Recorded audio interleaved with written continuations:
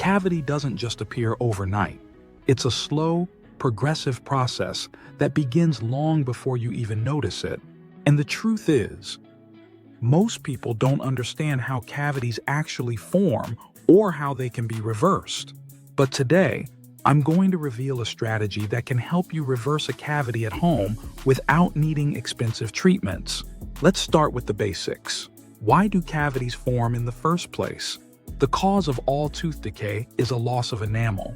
Your tooth enamel, which is the hard outer shell of your teeth, is made up of a lattice of minerals, similar to a honeycomb structure.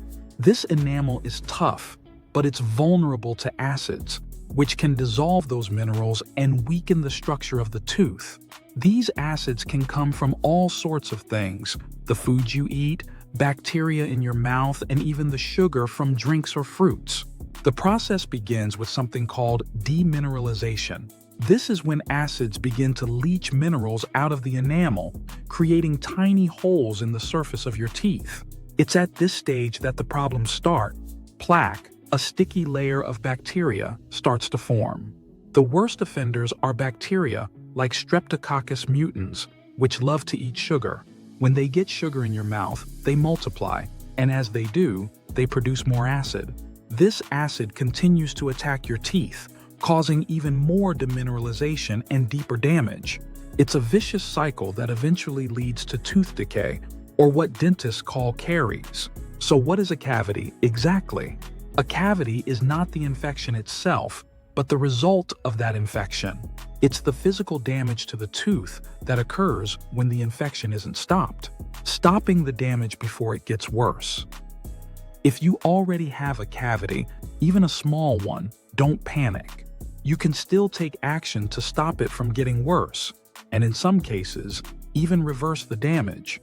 The key is to catch it early and do something about it. The first thing you need to do is cut back on sugar.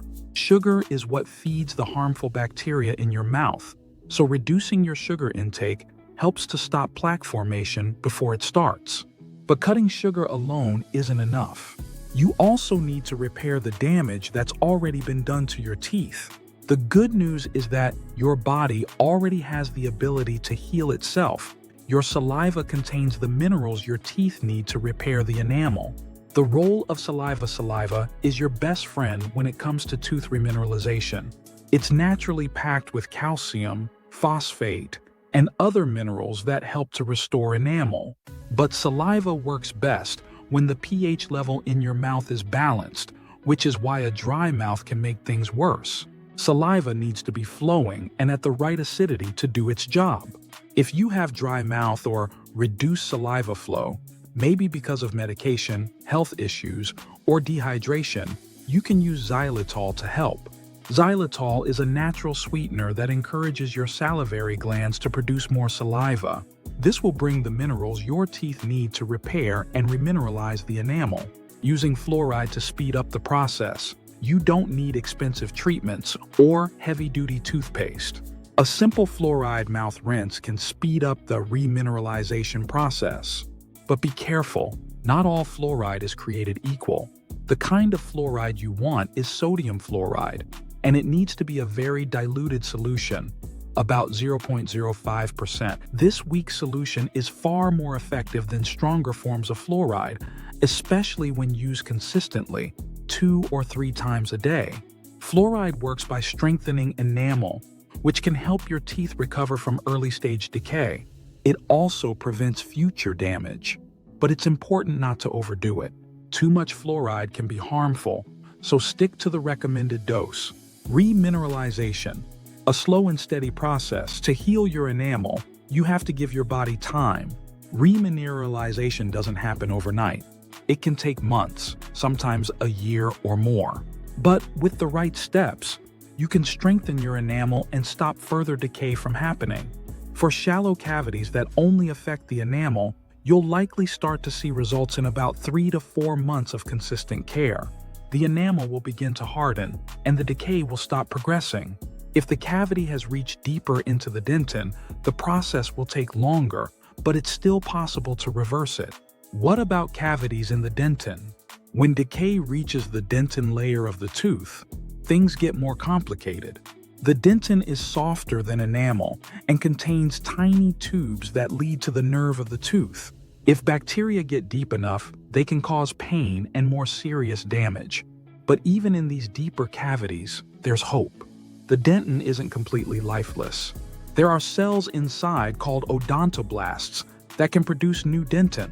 These cells can help to fill in the holes created by decay, but they need time, the right minerals, and a break from the acidic environment caused by plaque and sugar.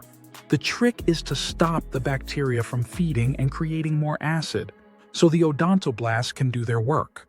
The best way to do this is to stop plaque formation, use fluoride to strengthen the outer enamel, and create a healing environment inside the tooth. When you go to the dentist, they might tell you that once decay reaches the dentin, it's too late to reverse it. But that's not true in all cases. I've seen it happen. With the right strategy, even decay in the dentin can be stopped and repaired. If you're trying to reverse the damage at home, give yourself a few months before you see the dentist again. If you're following the steps I've outlined, you might be able to slow down or even halt the decay process. After 3 to 4 months of remineralizing your teeth, you might go back to your dentist for an X-ray. If you've been successful, they might be surprised to see that the decay has stopped or even started to heal. However, it's important to be patient and understand that this process can take time. Remineralization takes a lot longer in dentin, but it's not impossible. How to tell if you're succeeding? If you're seeing signs that the decay is stopping, if the sensitivity is going away, if the tooth doesn't hurt when you bite, that's a good sign. But even if you don't see any dramatic changes, know that you're still doing the right thing. Keep at it for as long as you can, and remember that it takes time for the enamel and dentin to heal. Nothing beats a healthy, strong tooth. By giving your teeth time to heal, cutting back on sugar, and using the right remineralizing products, you can stop the decay in its tracks and potentially reverse the damage to your teeth. This process might take time, months, or even a year, but it's worth it to save your teeth and avoid fillings or crowns. So don't give up on your teeth just yet. Try these strategies, stick with it, and share your results with others. You might just surprise yourself and your dentist. If you're interested in learning more about proper oral care habits, be sure to check out my video on why you should stop using floss. You can find the link in the description below.